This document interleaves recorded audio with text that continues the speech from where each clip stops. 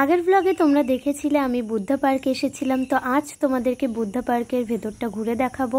বুদ্ধা পার্কটা অনেকটা এরিয়া জুড়ে, তাই আমাদের এই ট্যুরিস্ট স্পটটাতে একটু বেশি সময় লেগেছিল চারিদিকটা ঘুরে দেখতে। দিনের বেলাতে এই ট্যুরিস্ট স্পটটাকে ভীষণ সুন্দর লাগে দেখতে, পাহাড়ের উপরে মেঘ ভেসে বেড়াচ্ছে। আর রাতের বেলাতে আরও সুন্দর লাগে এই জায়গাটা, চারিদিকে লাইটিং হয়।